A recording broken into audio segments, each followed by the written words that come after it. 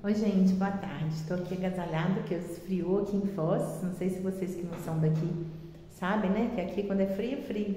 Quando é calor demais. Eu, nas minhas contas, aqui faz assim uns 9 meses de calor de ar-condicionado por ano. E de vez em quando um frio, mas bem frio, de 1 grau, 5 graus. Hoje acho que estava uns 14, não sei, não olhei. Mas enfim, eu só queria gravar aqui, deixar registrado. Já conversamos muito sobre essa coisa de UPinha, de atendimento corrido. Na verdade, assim, por muitas vezes na minha vida já conversei sobre isso. Já negociei, já conversei com colegas, com gestores e tal. E aí é o seguinte, e aqui também, né, aqui no grupo, né, na tutoria que eu fiz esse grupo do WhatsApp, eu não precisava fazer, porque meu trabalho com vocês, vocês sabem, né, eu vou ganhar, né, eu acho que eu tô ganhando, não sei, menos de R$ 200 por mês por tutoria, né, mas então o meu trabalho é só presencial, então nem precisaria estar fazendo isso aqui. Mas como eu gosto muito do meu trabalho, eu gosto muito de conhecer as pessoas, já ir sabendo como é que elas estão, né? Eu sei que todo mundo, muita gente está muito angustiada, talvez todos até, né? No Médicos pelo Brasil, com muita novidade, né? Com muita coisa complicada. Então, eu achei bom, né? Achei de bom tom chamar vocês aqui, fazer o grupo. Então, Rodolfo, já que você tocou nisso, ontem eu estava até falando com a Yasmin, que é minha colega, vocês vão conhecer. Ela tem 24 aninhos, é recém-formada em medicina, um amor de pessoa, muito dedicada. Ela está aqui na equipe amarela, minha equipe é azul, a do Ioel era a equipe vermelha, né? O Ioel está de férias agora, e a da Yasmin é a amarela. Então, Yasmin não fez nenhuma pós, né? Reformou há pouco tempo, mas assim, gosta muito da medicina de família, né? Fez na faculdade, não sei se foi Londrina, esqueci, que ela formou, ela é daqui mesmo, do Paraná, e tá aqui contratada, né? Como empresária, que aqui tem essa hipótese, né? De CNPJ, sem concurso, nada. Muito boa, muito dedicada. Então, eu estava conversando com ela, que eu sei, assim, né? Lembro bem, eu entrei também, né? Formei com 24 anos e entrei para a saúde da família com 25. Comecei a ser médica de família, né, com 25, já com a pós, né, já tinha feito pós-graduação bem intensa. E eu sofri esse tipo de coisa, que muitas vezes foi um desrespeito bem claro, assim, das técnicas de enfermagem, até de gritar comigo que eu tinha me negado a atender, quase processei a pessoa.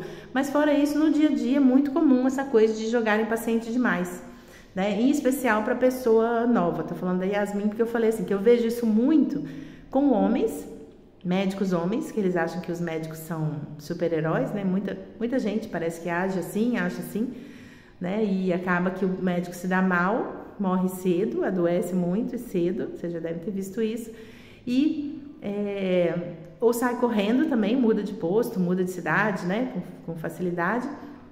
E de modo geral, nós muitas vezes, né? Os médicos que trabalham muito, né, morrem mais cedo do que às vezes pacientes, muitos pacientes, né, adoecem e tal, infartam e tal, né, já vi isso acontecer, já vi colega bom morrer novo, assim, com infarto, então é muito comum sobrecarregarem, principalmente homens e mulheres jovens,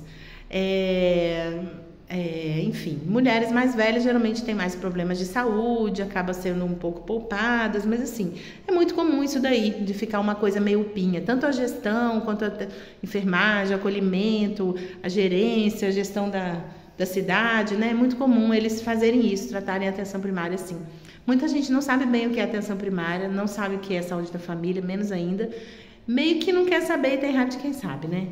E não pode ser assim, né, gente? Porque, afinal de contas, assim, muitos de nós têm essa experiência, você já deve ter lido sobre isso, ter visto, ouvido falar, ou ter até essa experiência já em alguns momentos, que quando a gente faz a saúde da família bem feita, a medicina de família, no caso, né?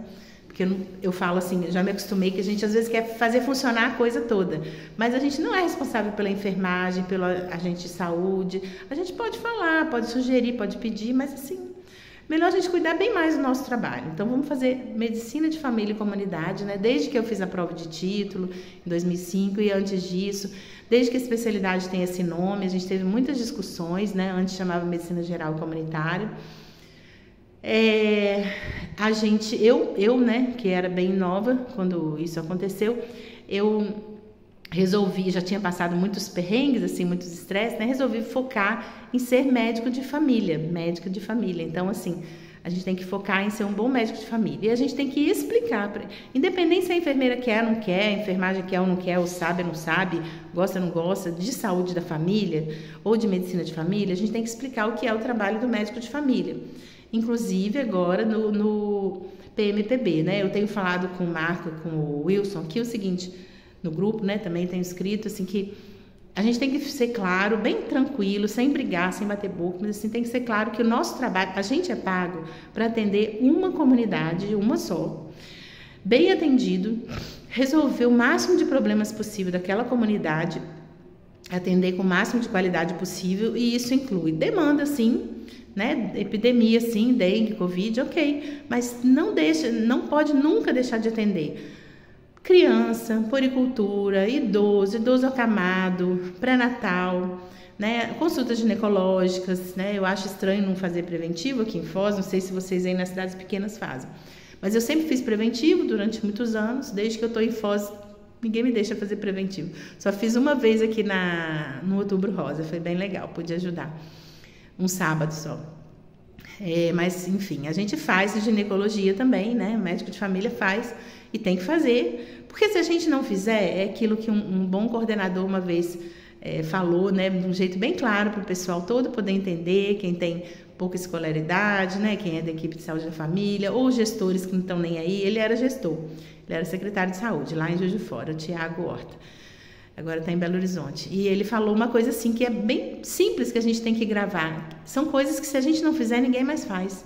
Então, se a gente não atender bem o hipertenso e definir, junto com o remédio da diabetes, o remédio da hipertensão, a vitamina, o remédio para osteoporose, o remédio para dor, não sei o quê, a gente não organizar esse atendimento, esse tratamento, e a gente não ajudar ele nisso, né? E a gente não fizer bem esse atendimento, ninguém mais vai fazer, né? O atendimento do idoso acamado também, enfim, coisas que quem faz é a atenção primária, né? Se eu tô falando do SUS, claro, né? Claro que quem tem plano de saúde, na verdade é até parecido, né? Mas pode ter um clínico geral, um geriatra, um pediatra e tal, que é um médico mais generalista também, lá do plano de saúde. Mas no SUS, de modo geral, são coisas bem específicas que a atenção primária faz, tipo controlar bem a diabetes, ajudar na melhora da dor, repor vitaminas, tratar anemia, controlar a anemia,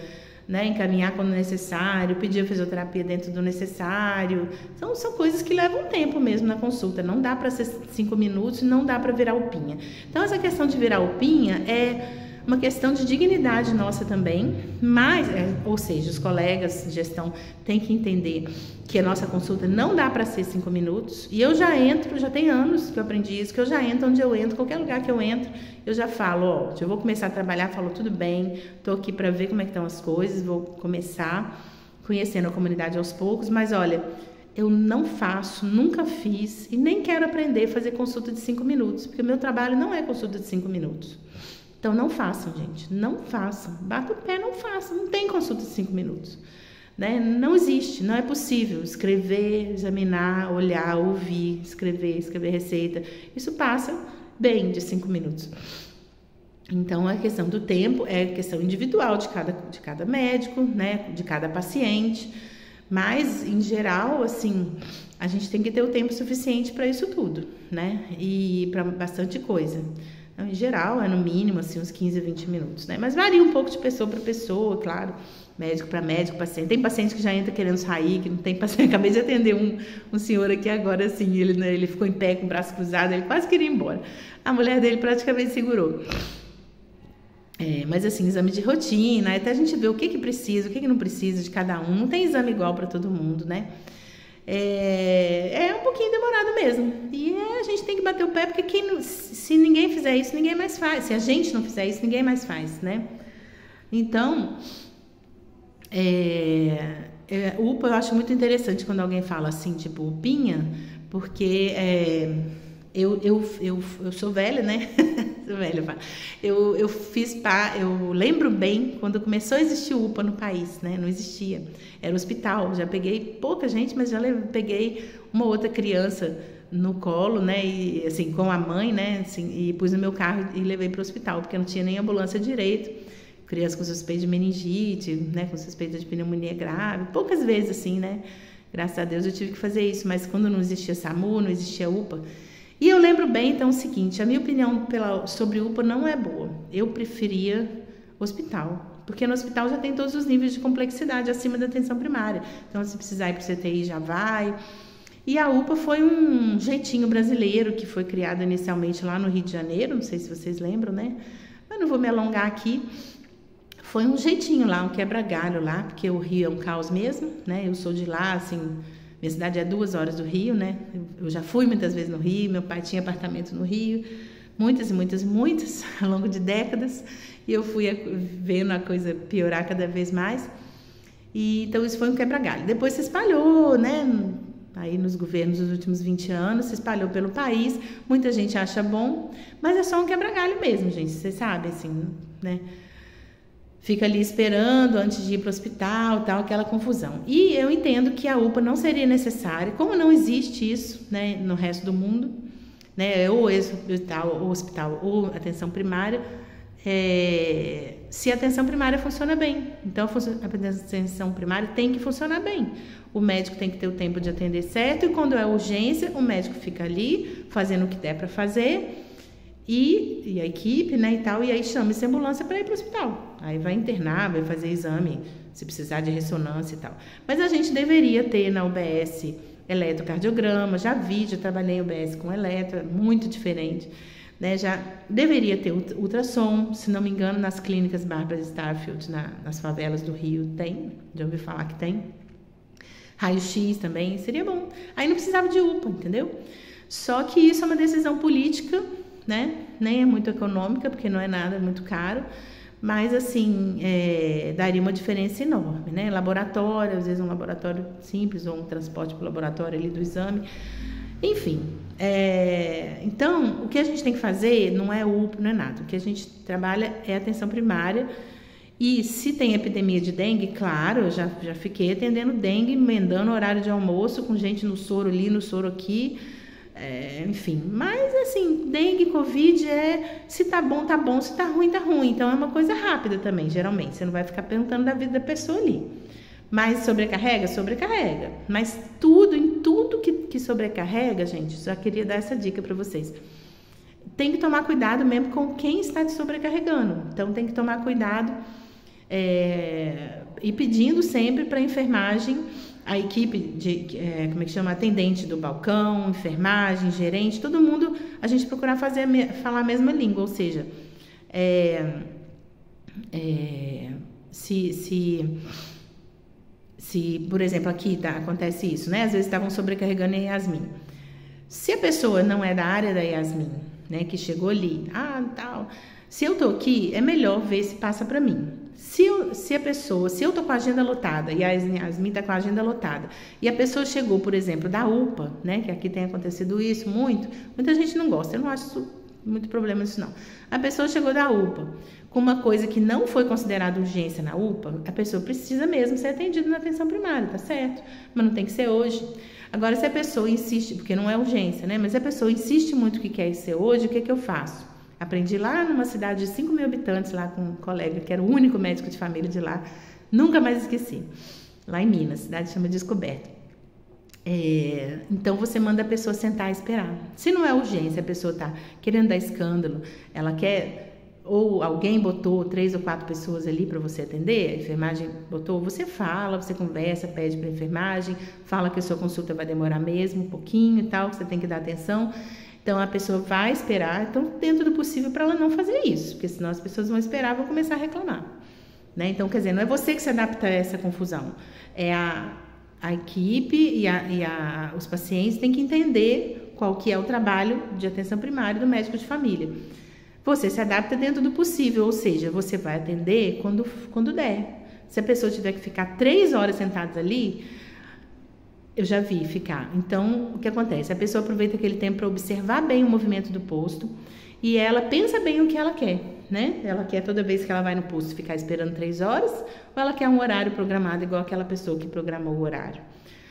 Ela quer uma consulta rapidinha de dipirona ou ela quer uma atenção sobre a dor crônica dela? Aí ela vai agendar a consulta, né? Como todos nós, gente, como, né, assim, fora do SUS, no particular, você vai num pronto-socorro e é atendida por qualquer um, num hospital, né? Porque não tem UPA fora do SUS, né? Ou você espera a sua consulta.